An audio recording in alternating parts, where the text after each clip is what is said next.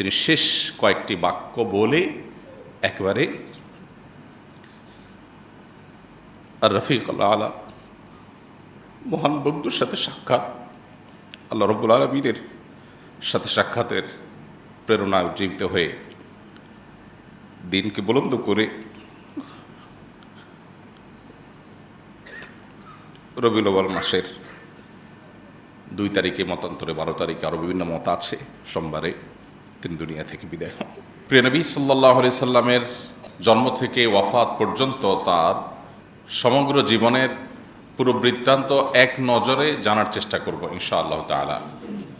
অর্থাৎ নবী আলাইহিস সালামের জন্ম থেকে ওয়াফাত পর্যন্ত প্রতি বছরে কখন কি ঘটেছে, কখন কি কি চ্যালেঞ্জের মুখোমুখি তিনি হয়েছেন এবং কোন চ্যালেঞ্জ কিভাবে তিনি মোকাবেলা করেছেন, শুধু এক নজরে আমরা তার জীবনটাকে জানার চেষ্টা করব, যার বৃত্তান্ত বা বিস্তারিত জানবার জন্য অবশ্যই আমাদেরকে এক বা একাধিক সিরাত গ্রন্থ কিংবা কোনো সিরিজ সিরাত আলোচনা শুনতে হবে ইনশাআল্লাহ তাআলা। তার জন্মের সন সম্পর্কে নিশ্চয়ই আমরা জানি 571, মতান্তরে 570 খ্রিস্টাব্দ। এই সনে তিনি জন্মগ্রহণ করেছেন, যেই বছর হস্তি বাহিনী আক্রমণ চালানোর উদ্দেশ্যে ইয়েমেন থেকে এসেছিল মক্কায়, এবং আল্লাহ রাব্বুল আলামিন সূরা ফিলের মধ্যে যে সম্পর্কে বিস্তারিত আলোচনা করেছেন, সেই হস্তি বাহিনীর বছর অর্থাৎ আমাল ফিল যেটাকে বলা হয়, সেই বছর নবী করিম সাল্লাল্লাহু আলাইহি সাল্লাম জন্মগ্রহণ করেছেন এবং দুনিয়াত আলো তিনি দেখেছেন। জন্মের কয়েক মাস আগেই ভালোবাসার জন্মদাতা পিতা আল্লাহ রাব্বুল আলামিন তাকে দুনিয়া থেকে নিয়ে যান, মাতৃগর্ভেই তিনি বাবাকে হারান।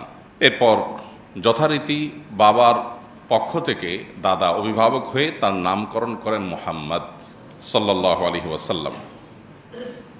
জন্মের পর অল্প সময়ের ব্যবধানেই তার জীবনে আরও বিপদ আসে, কিন্তু জন্মের পর তিনি প্রথম মায়ের দুধের পাশাপাশি যার দুধ পান করেছেন তিনি ছিলেন সুয়াইবা নামক একজন কৃতদাসী, যিনি আবু লাহাব, তার চাচা আবু লাহাবের যিনি কৃতদাসী ছিলেন, তার দুধ তিনি পান করেন। এরপর আল্লাহ রাব্বুল আলামিনের তরফ থেকে তার জন্য বড় পরীক্ষার বিষয় হলো শৈশবে তার মাকে তিনি হারান, এবং মাকে হারান বাবার মৃত্যুর পর। বাবার মৃত্যু হয়েছিল মক্কার বাইরে, সে বাবার কবর জিয়ারতের উদ্দেশ্যে মায়ের সাথে গিয়েছেন নবী করিম সাল্লাল্লাহু আলাইহি সাল্লাম, শিশু মুহাম্মদ সাল্লাল্লাহু আলাইহি সাল্লাম। সেই মদিনার কাছাকাছি এলাকায় ফেরার পথে আবওয়া নামক জায়গায় তার মায়ের মৃত্যু হয়, এবং মা আমেনা তাকে আবওয়া নামক জায়গায় দাফন করা হয়েছে। এখনও তার কবর সেখানে, মক্কা এবং মদিনার মধ্যবর্তী একটি জায়গা।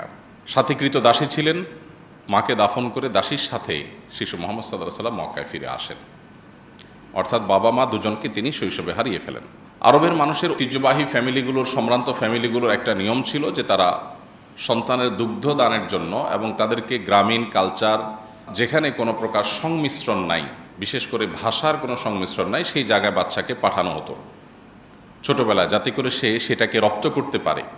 মক্কা যেহেতু হজের স্পট হওয়ার কারণে, কাবার কারণে বিভিন্ন দেশ থেকে মানুষ আসে, বিভিন্ন ভাষাভাষী আসে, আরবের বিভিন্ন প্রান্ত থেকে আসে, একেবারে পিওর মক্কাভাষীর যে ভাষা, সেই ভাষাটার মধ্যে কিছুটা সংমিশ্রণ এখানে ঘটবার শঙ্কা আছে, এই জন্য শিশুকে বাইরে পাঠানো হতো। সব মিলিয়ে শৈশবের একটা সময় হালিমা সাদিয়া রাদিয়াল্লাহু তাআলা আনহা তার দুধ মাঝে তার কাছে তিনি বড় হন, এবং দুধ পানের পরও আরও কিছুকাল তিনি সেখানে কাটান। বয়স যখন 4, তখন তার জীবনে বক্ষ বিদীর্ণের ঘটনা ঘটে। আপনারা যারা সিরাত পড়েছেন, সিরাত গ্রন্থ পাঠ করেছেন, আপনারা জানেন নবী সাল্লাল্লাহু আলাইহি সাল্লামের জীবনে 4 মতান্তরে 2 বার তার বক্ষ বিদীর্ণের ঘটনা ঘটেছে। বক্ষ বিদীর্ণ হলো ওপেন হার্ট সার্জারি।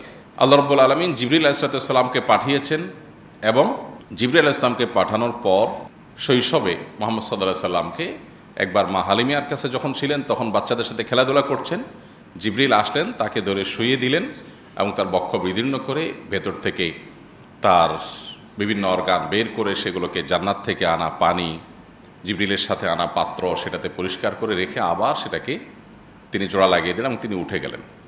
অলৌকিক একটা ঘটনা, তার শৈশবে বারে বারে 4 বার, কোনো কোনো ইতিহাসবিদদের মতে 2 বার সেটি ঘটেছে।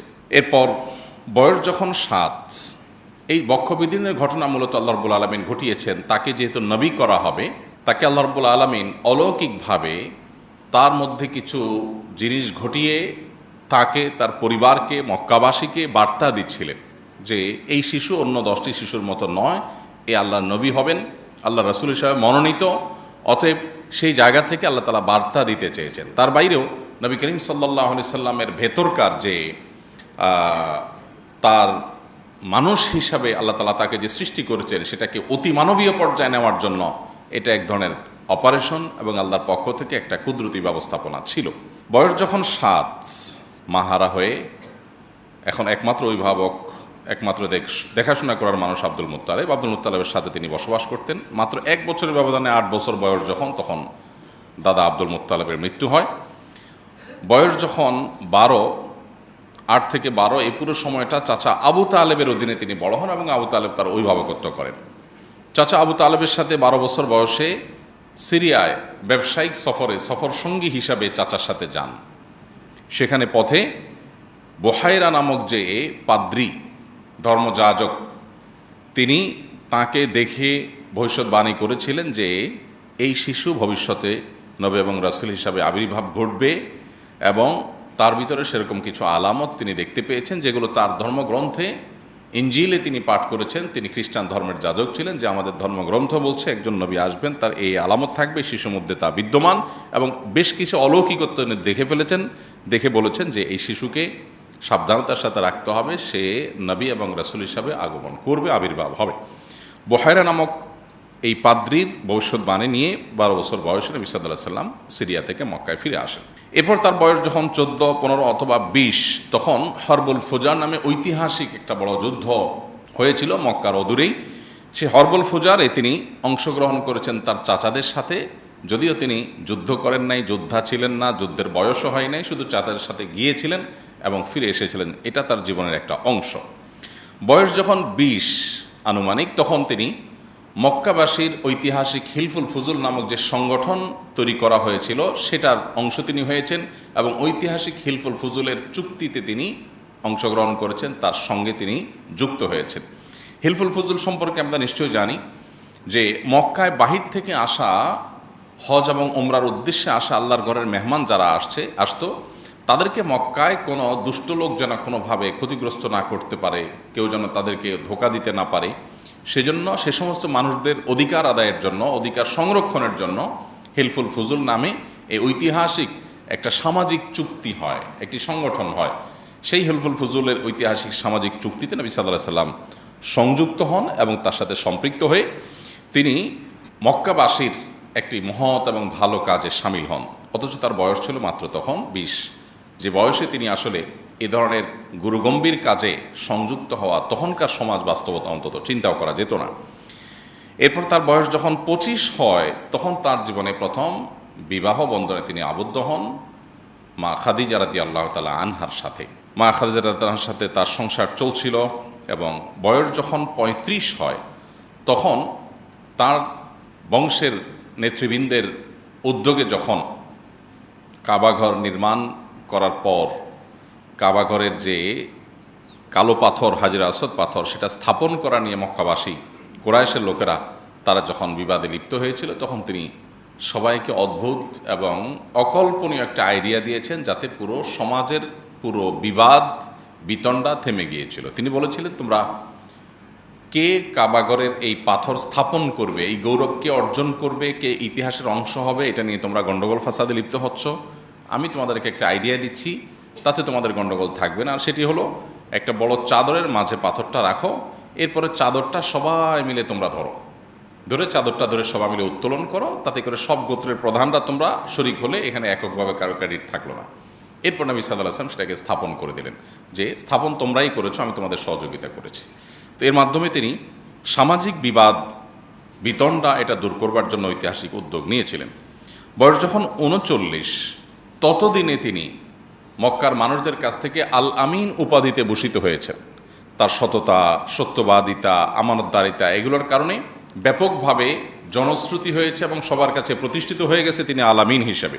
বয়স যখন 40, তখন তিনি নবুয়তের দায়িত্ব অফিসিয়ালি আল্লাহ তাআলার পক্ষ থেকে পাঠানো জিবরিলের কাছ থেকে বুঝে পান, এবং এরপর সূরা আলাকের 5টি আয়াত, ইকরা বিসমি রাব্বিকাল্লাযী খালাক, এখান থেকে নিয়ে 5টি আয়াত সর্বপ্রথম কোরআনের নাজিল হয়, এবং তার জীবনের নতুন যাত্রা শুরু হয়। নবুয়তের দায়িত্ব বুঝে পাওয়ার পর এখন তাবলীগুর রিসালা বা নবুয়তের দাওয়াত দেওয়া আল্লাহর পক্ষ থেকে এটা তার উপরে আবশ্যক হয়। এরপর এবং এই ঘটনা নবুয়ত প্রাপ্তির এই ঘটনা 17ই রমাদান অথবা 8ই রবিউল আউয়াল, দুটি মত পাওয়া যায়, আরও মত রয়েছে মতান্তরে। এই 2 তারিখের কোনো একটা তারিখে প্রসিদ্ধ মত অনুযায়ী তিনি এই দায়িত্ব বুঝে পান। বয়স যখন তার 42 থেকে 43, এই পুরো সময়টা 41, 42, 43 এই পুরো সময়টা তিনি গোপনে ইসলামের দাওয়াত দেন। কারণ আল্লাহ তাআলা তাকে নির্দেশ করেছেন যে প্রকাশ্যে ইসলামের দাওয়াত দেওয়া যাবে না, গোপনে ইসলামের দাওয়াত দিতে হবে। কেন? কারণ হঠাৎ করে মক্কার মানুষজন এই দাওয়াত, তাওহীদের দাওয়াত গ্রহণ করা তাদের জন্য কঠিন হবে। সেজন্য তাদেরকে গোপনে ইসলামের দাওয়াত নবী সাল্লাল্লাহু আলাইহি ওয়াসাল্লামকে দেওয়ার নির্দেশ করা হলো। তিনি গোপনে ইসলামের দাওয়াত দিলেন। সর্বপ্রথম ইসলাম গ্রহণ করলেন মেয়েদের মধ্যে তার স্ত্রী খাদিজা রাদিয়াল্লাহু তাআলা আনহা, এবং সবার মধ্যে তিনি প্রথম, অর্থাৎ পৃথিবীর ইতিহাসে প্রথম ইসলাম গ্রহণ কোনো পুরুষ করেননি। সর্বপ্রথম ইসলাম গ্রহণ করেছেন একজন নারী। ইসলামের জন্য সর্বপ্রথম জীবন দিয়েছেন যিনি, তিনিও একজন নারী। আল্লাহ তাআলা এইভাবে নারীকে বিভিন্নভাবে সম্মানিত করেছেন ইসলামের মাধ্যমে। এরপর যুবকদের মধ্যে ইসলাম গ্রহণ করেছেন সবার আগে আলী রাদিয়াল্লাহু তাআলা আনহু, আর বয়স্কদের মধ্যে, সিনিয়রদের মধ্যে ইসলাম গ্রহণ করেছেন সবার আগে আবু বকর রাদিয়াল্লাহু তাআলা আনহু। এরপর 3 বছর যখন গোপনে ইসলামের দাওয়াত চলছিল, খুব সীমিত সংখ্যক, হাতে গোনা কয়েকজন মানুষ ইসলাম গ্রহণ করেছেন। তার 3 বছর পর, অর্থাৎ বয়স যখন তার 44, তখন থেকে আল্লাহর পক্ষ থেকে প্রকাশ্যে ইসলামের দাওয়াত দেওয়ার নির্দেশ আসলো। তখন তিনি প্রকাশ্যে ইসলামের দাওয়াত দেওয়া শুরু করলেন। তার প্রকাশ্যে ইসলামের দাওয়াত দেওয়ার প্রথম দিনে, প্রথম প্রহরেই তিনি শারীরিকভাবে আক্রমণের শিকার হন।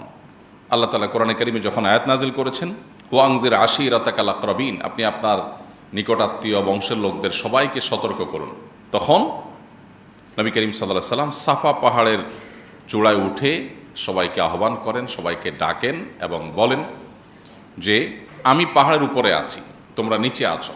সবাইকে আগে ডেকে সমবেত করেন যে সবাই একটু একসাথে হও, অত্যন্ত গুরুত্বপূর্ণ একটা ইনফরমেশন তোমাদের জন্য আছে। সবাই দৌড়ে আসলো তার ডাক শুনে, কারণ ইতিপূর্বে তিনি কখনো এইভাবে ডাকেননি। সবাই গোত্রপ্রধানরা, নেতৃবৃন্দরা সবাই আসছে সমাজে। তিনি সবাইকে বললেন, আমি যে পাহাড়ের চূড়ায় আছি এখান থেকে আমি অনেক দূরে দেখতে পাচ্ছি, তোমরা নিচে আছো, তোমরা দেখতে পাচ্ছ না।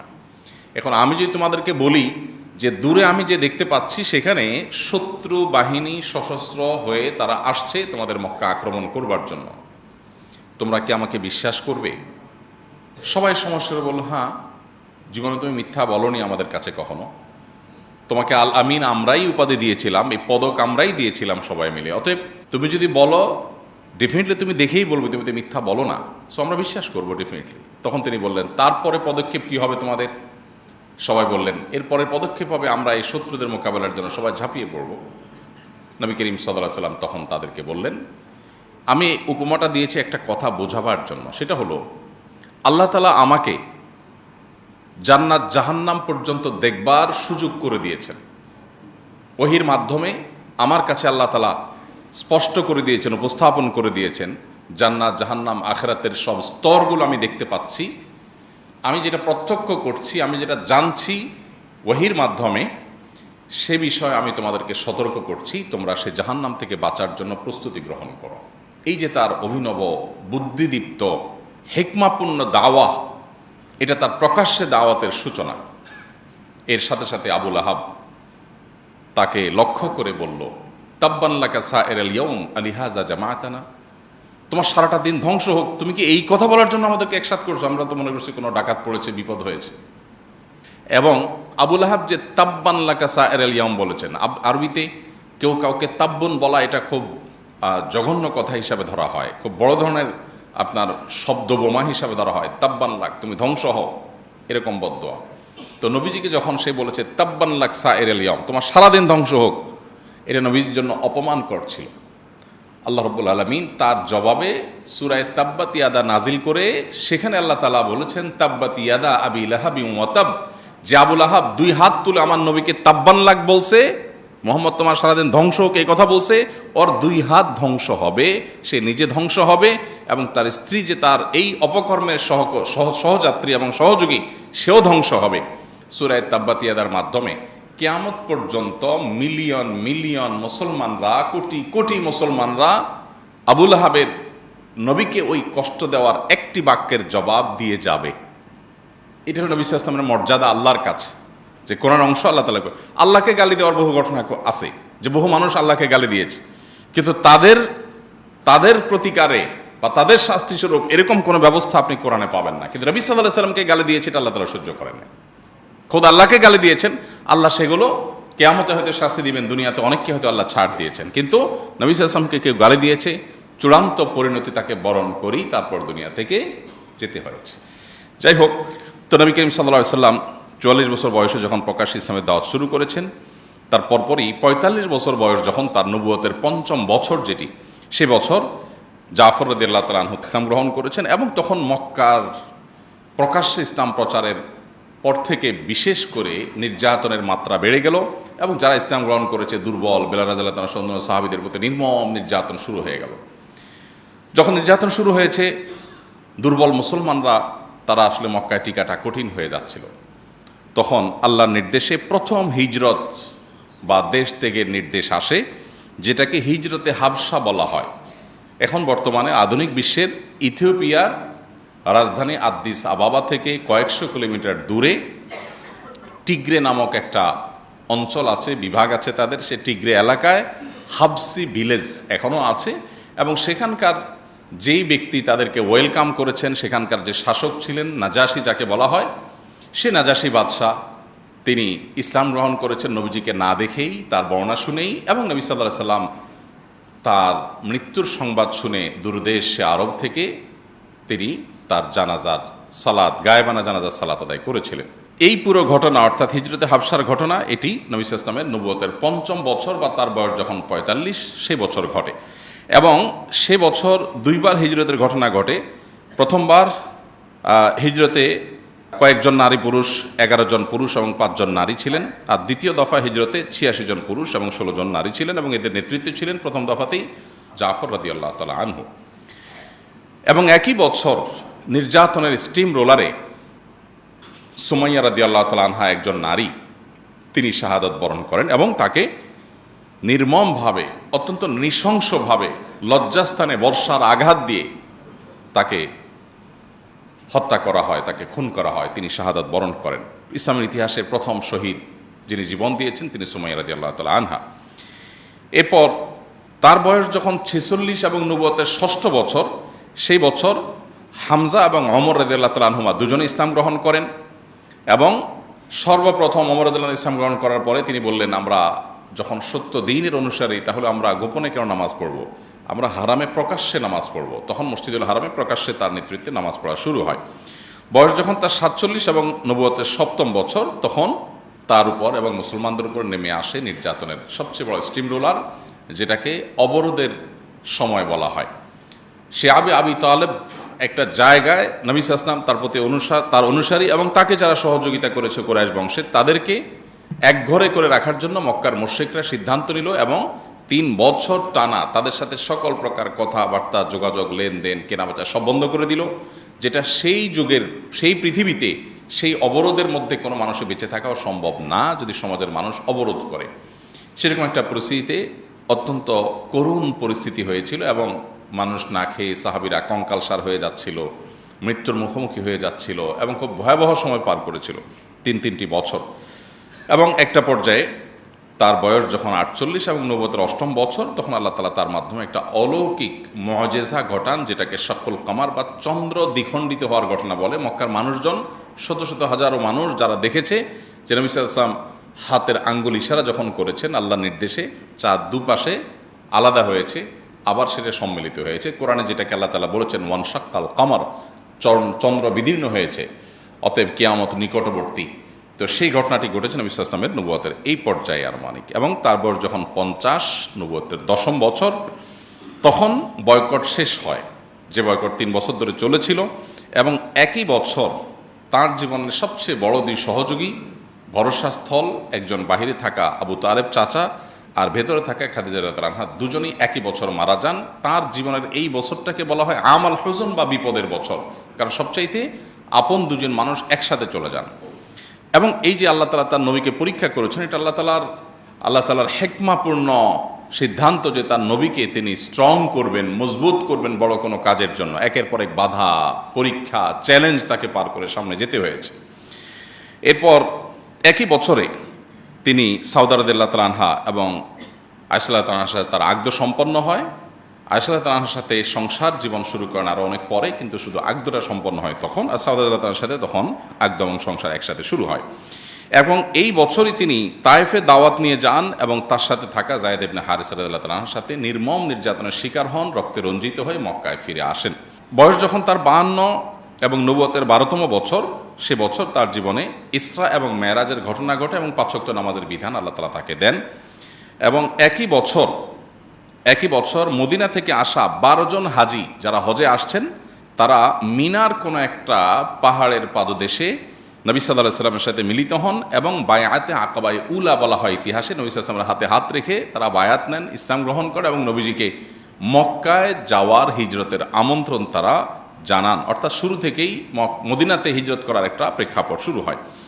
এরপর তার বয়স যখন 53, নবুয়তের 13তম বছর, তখন আল্লাহর পক্ষ থেকে হিজরতের অনুমোদন আসে, বায়াতে আকাবায়ে সানিয়া আসে, বা মদিনা থেকে এবছর হজ থেকে আসা, হজের জন্য আসা 72 জন পুরুষ এবং 12 জন নারী ইসলাম গ্রহণ করেন। এবং তারা বলেন, আপনি মদিনায় আসেন, মক্কাবাসীর এই জুলুমে আপনার থাকার কোনো মানে নাই, আপনার সাথে যত লোক আসবে সবাইকে ওয়েলকাম করার জন্য মদিনাবাসী আমরা প্রস্তুত, আপনি চলে আসেন।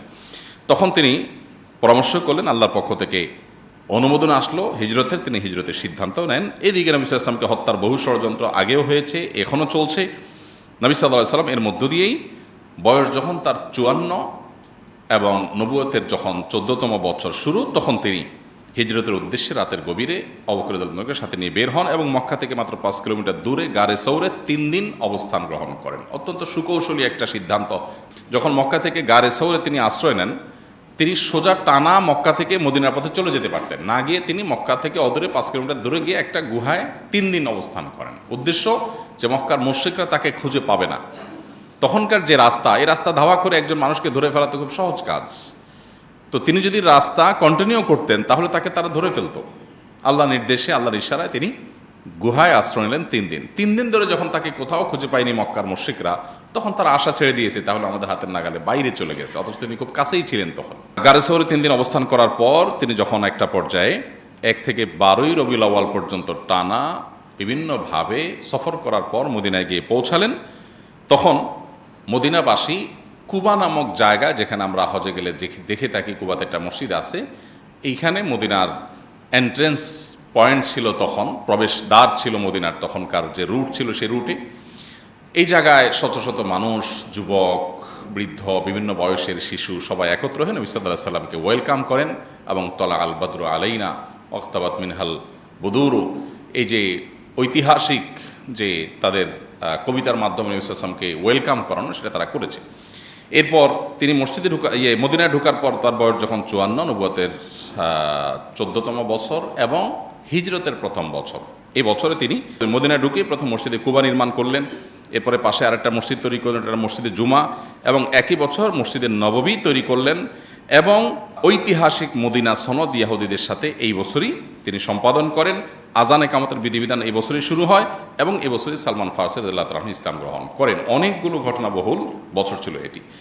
তার বয়স যখন 55 এবং হিজরতের 2য় বছর, এই বছরে কেবলা পরিবর্তনের বিধান আসলো। তিনি যখন মক্কা থেকে মদিনা আসছেন, তখন তিনি মদিনা থেকে তিনি বাইতুল মাকদিসের দিকে নামাজ পড়তেন। তারপর আল্লাহ নির্দেশ করলেন যে আপনি কাবার দিকে ফিরে নামাজ পড়ুন। আপনারা মদিনা যারা যান, 2 কেবলার মসজিদ সম্পর্কে জানেন। সেখানে আল্লাহর বিধান আসার সাথে সাথে সাহাবীরা নামাজের মধ্যেই কেবলা পরিবর্তন করে, এই জন্য এটাকে 2 কেবলার মসজিদ বলা হয়। যে একই নামাজে 2টা কেবলা তারা মেনটেন করেছেন। প্রথমে কিছু নামাজ পড়েছেন বাইতুল মুকাদ্দাসের দিকে, এরপরে যখন নামাজের রত অবস্থায় কেউ একজন এসে সংবাদ দিল যে মুহাম্মদ সাল্লাল্লাহু আলাইহি ওয়াসাল্লাম এর প্রতি আল্লাহ তাআলা নতুন বিধান জারি করেছেন, মক্কার দিকে কাবার দিকে ফিরে নামাজ পড়তে হবে, তখন তারা নামাজের মধ্যেই চেঞ্জ হয়ে যান। এই জন্য এটাকে 2 কেবলার মসজিদ বলা হয়। আমরা যারা মদিনায় যাই তারা অনেকেই সেটা দেখার জন্য যাই। তো এই ঘটনা ঘটে শাবান মাসে নবী সাল্লাল্লাহু আলাইহি ওয়াসাল্লামের হিজরতের 2য় বছর এবং তার বয়স যখন 55, নবুয়তের বয়স যখন 15। এরপর একই বছর 17 রমাদান ইসলামের ইতিহাসের প্রথম বড় সম্মুখ সমর বদর যুদ্ধ সংগঠিত হয়েছে এবং প্রথম বড় বিশাল বিজয়, অলৌকিকভাবে 313 জন মানুষ অনেকটা অস্ত্রশস্ত্র ছাড়াই পুরো বিশাল বড় শক্তি পরাশক্তির বিরুদ্ধে আল্লাহ তাআলা তাদেরকে অলৌকিক বিজয় দিয়েছে। এটা হলো মুসলমানদের অগ্রযাত্রার জন্য অনেক বড় একটা প্রেরণা ছিল আল্লাহর তরফ থেকে। এই বছরই অর্থাৎ 2য় হিজরিতেই রমজানের রোজা ফরজ করা হয়েছে এবং এই বছরই সর্বপ্রথম ঈদুল ফিতর আদায় করেছেন, ঈদুল আজহা আদায় করেছেন মুসলমানরা। এবং এই বছরই অনেকগুলো বিধিবিধান নাজিল হয়েছে, যেমন কোরবানির বিধান নাজিল হয়েছে, তারপরে ফিতরার বিধান নাজিল হয়েছে, জাকাতের বিধান নাজিল হয়েছে এবং এবছরই ফাতিমা রাদিয়াল্লাহু তাআলা আনহার সাথে আলী রাদিয়াল্লাহু তাআলা আনহুর বিবাহ সম্পাদন হয়। নবুয়তের বয়স যখন 56, নবী সাল্লাল্লাহু আলাইহি ওয়াসাল্লামের বয়স যখন 56, নবুয়তের বয়স যখন 16 এবং হিজরতের 3য় বর্ষ যখন, সে বছর নবী সাল্লাল্লাহু আলাইহি ওয়াসাল্লামের সামনে আসে ওহুদের যুদ্ধ। 7ই শাওয়াল ওহুদের যুদ্ধ সংগঠিত হয়। সেখানে 70 জন সাহাবী শাহাদাত বরণ করেন। হানজালা রাদিয়াল্লাহু তাআলা আনহু, হামজা রাদিয়াল্লাহু তাআলা আনহু, প্রসিদ্ধ সাহাবীদেরকে নবী সাল্লাল্লাহু আলাইহি ওয়াসাল্লাম হারান এবং স্বয়ং নবী সাল্লাল্লাহু আলাইহি ওয়াসাল্লামের দাঁত ভেঙে তিনি রক্তাক্ত হন এবং তার কয়েক জায়গায় ইনজুরি হয়। তিনি মারা গেছেন মর্মে কাফেররা প্রপাগান্ডা ছড়িয়েছিল, আল্লাহ তাআলা তাকে হেফাজত করেছেন এবং নবী সাল্লাল্লাহু আলাইহি ওয়াসাল্লাম একটা কথা থেকে সামান্য একটু সরে যাওয়ার কারণে কঠিন পরিণতির মুখোমুখি তখন সাহাবীদেরকে হতে হয়েছে, যেটা আমাদের জন্য বিরাট শিক্ষা যে তার কথার বাইরে গেলে আমাদের জন্য অকল্যাণ নিশ্চিত আছে। একই বছর অনেকগুলো বিধিবিধান নাজিল হয়েছে। এর ভিতরে মেয়েদেরকে পর্দার বিধান এই বছর নাজিল হয়েছে। তার আগ পর্যন্ত মেয়েরা ছেলেদের সাথে পর্দা করার বিধান ছিল না। এই বছর সর্বপ্রথম পর্দার বিধান নাজিল হয় এবং এই বছরই সুদ এবং মদ এই দুটিকে হারাম ঘোষণা করা হয়। মদের বিধান যখন হারাম ঘোষণা করা হয়, চিন্তা করার বিষয় যে সাহাবীরা বা যে মক্কার মদিনার মানুষেরা মদ হালাল ছিল, নিষিদ্ধ ছিল না, সবাই পান করত, দিলেন, হারাম করলেন। মদের যে ভাঁড়গুলো ছিল এগুলো সব রাস্তায় ছুঁড়ে ছুঁড়ে সাহাবীরা ফেলছিলেন এবং মদের স্রোত রীতিমতো বহমান হয়েছিল। এই পরিস্থিতিতে সাহাবা একরামের আনুগত্যের একটা দারুণ দৃষ্টান্ত স্থাপিত হয়। এটা ছিল 3য় হিজরির ঘটনা। এরপরে 4র্থ হিজরিতে তার বয়স যখন 57, নবুয়তের বয়স যখন 17, সেই বছর বড় যে ঘটনা ঘটে সেটা হলো ইয়াহুদিরা যাদের সাথে মদিনা সনদে চুক্তি হয়েছে যে এই রাষ্ট্রকে আমরা সবাই মিলে সেভ করব, আমরা উভয় মিলেমিশে বসবাস করব এই ভূমিতে, তুমি তোমার ধর্ম পালন করবে, আমি আমার ধর্ম পালন করব, তখন তারা বিশ্বাসঘাতকতা করে এবং বনু নাজিরের বিশ্বাসঘাতকতার কারণে তাদেরকে মদিনা থেকে বের করে দেওয়া হয়, বিশ্বাস ভঙ্গের কারণে, চুক্তি ভঙ্গের কারণে। এবং একই বছরে গজওয়াত জাতুর রিকা সেটাই সংগঠিত হয় এবং একই বছরে আরও অনেকগুলো ঘটনা ঘটে। এরপরে বয়স যখন তার 58 এবং নবুয়তের বয়স যখন 18 এবং হিজরতের বয়স যখন 5 হিজরিতে খন্দকের যুদ্ধ গঠিত হয়। খন্দকের যুদ্ধে 1000 সাহাবী প্রায় অংশগ্রহণ করেন এবং তারা সাকল্যে প্রায় 4.5 কিলোমিটার এলাকা মদিনার চারপাশে তারা পরীক্ষা খনন করেন এবং সেই পরীক্ষা 5 মিটার গভীর ছিল। এই পুরো পরীক্ষা তারা অনেকটা ক্ষুধার্ত অবস্থাতে খনন করে মক্কা থেকে আসা শত্রুপক্ষ যারা মদিনাকে শেষ করতে চেয়েছে, মুসলমানদের শেষ করতে চেয়েছে, তাদেরকে তারা প্রতিহত করেন এবং পুরো আইডিয়াটা দিয়েছিলেন পারস্য থেকে আসা সালমান ফারসি রাদিয়াল্লাহু তাআলা আনহু। এরপর এই বছরই নবী করিম সাল্লাল্লাহু আলাইহি ওয়াসাল্লামের জীবনে অনেকগুলো ঘটনা ঘটে, যেমন বনুল মুস্তালিকের ঘটনা ঘটে, যেখানে মা আয়েশা রাদিয়াল্লাহু তাআলা আনহার চরিত্র নিয়ে মুনাফিকরা কালিমা তোলে, দু একজন সরল মনা মুসলমানও সেখানে যোগ দিয়ে ফেলে। আল্লাহ তাআলা পরে আয়াত নাজিল করে তার চরিত্রের পুত্র পবিত্রতার কথা আমাদেরকে জানান দেন, ঐতিহাসিকভাবে যেটাকে ইফকের ঘটনা বলা হয়। এই বছরই তায়াম্মুমের বিধান নাজিল হয় এবং এই বছরই ইয়াহুদীদের আরেকটা গোত্র বনু কুরাইজা তাদের গাদ্দারির কারণে, তাদের বিশ্বাসঘাতকতা এবং রাষ্ট্রদ্রোহের কারণে, ওই যে চুক্তি ছিল চুক্তি ভঙ্গ করে মুসলমানদের বিরুদ্ধে ষড়যন্ত্রে লিপ্ত হওয়ার কারণে তাদেরকে শাস্তি দেওয়া হয়, করুণ শাস্তি। এর পরের বছর হিজরি 6ষ্ঠ বছরে নবী সাল্লাল্লাহু আলাইহি ওয়াসাল্লামের বয়স যখন 59 এবং তার নবুয়তের বয়স যখন 19, সেই বছরের যে ঘটনাগুলো সেগুলোর মধ্যে থেকে ছিল ঐতিহাসিক হুদাইবিয়ার চুক্তি। নবী সাল্লাল্লাহু আলাইহি ওয়াসাল্লাম স্বপ্নে দেখেছেন তিনি ওমরা করছেন, 1400 সাহাবীকে সাথে নিয়ে রওনা দিলেন, অনেকটা অস্ত্রশস্ত্র ছাড়া ওমরার উদ্দেশ্যে ইহরাম পরে। কিন্তু হুদাইবিয়া নামক জায়গা যাওয়ার পরে মক্কার মুশরিকরা বাধা দিল যে আমরা ঢুকতে দিব না। তারা জানালেন আমরা তো যুদ্ধ করতে আসিনি, আমরা ওমরা করে আবার ব্যাক করব। তারা বলল না, আমরা ঢুকতে দিব না। নবী সাল্লাল্লাহু আলাইহি ওয়াসাল্লাম বাড়াবাড়ি না করে তাদের সাথে ঐতিহাসিক চুক্তি করলেন, যেটার নাম হুদাইবিয়া চুক্তি। যে চুক্তি বাহ্যিকভাবে মনে হয় সব মুসলমানদের বিরুদ্ধে, কিন্তু এই চুক্তি মুসলমানদেরকে মূলত অগ্রগতির দিকে নিয়ে গিয়েছিল। এই ঐতিহাসিক হুদাইবিয়া চুক্তি 10 বছরের জন্য সংগঠিত হয়েছিল এবং এটি হয়েছিল 1 জিলকয়দা 6 হিজরিতে। এবং এই বছরের পর থেকে নবী সাল্লাল্লাহু আলাইহি ওয়াসাল্লাম বিভিন্ন রাজা বাদশাদের কাছে, যেমন হেরাক্লিয়াস, খসরু, তারপরে মুকাওকিস, বড় বড় যে সমস্ত শাসকরা পৃথিবীর, তাদের কাছে চিঠি লিখে ইসলামের দাওয়াত তাদেরকে দিয়েছেন।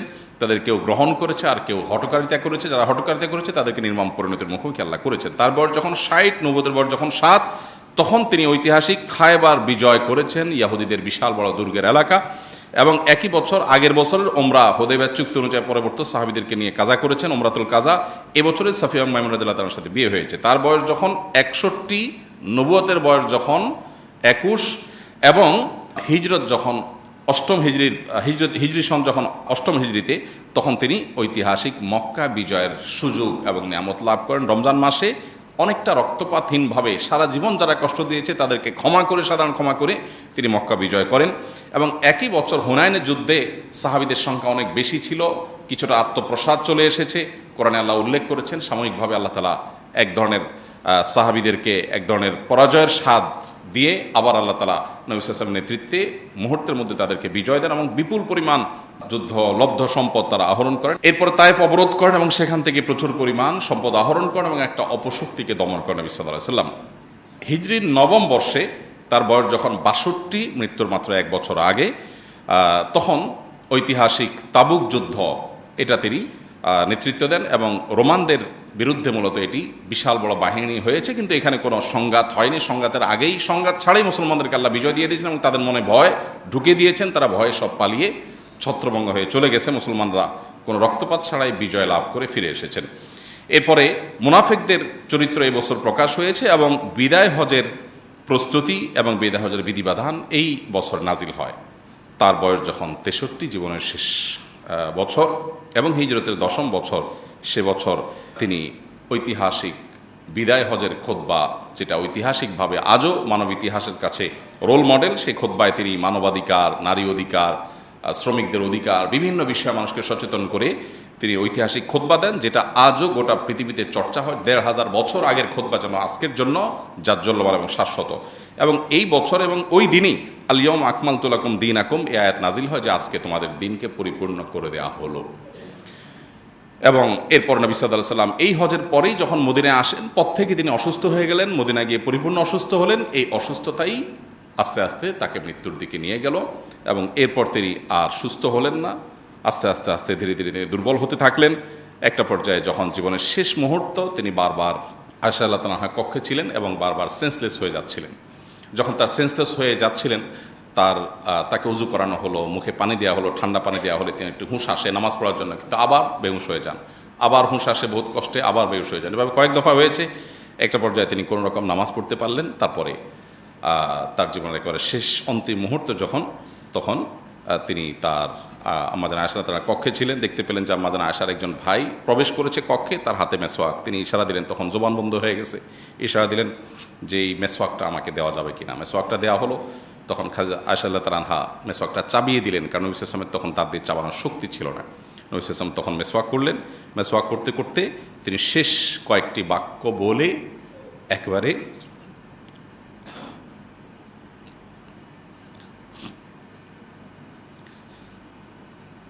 আর রফিক আলা, মহান বন্ধুর সাথে সাক্ষাৎ, আল্লাহ রাব্বুল আলামিনের সাথে সাক্ষাতের প্রেরণা উজ্জীবিত হয়ে দিনকে বুলন্দ করে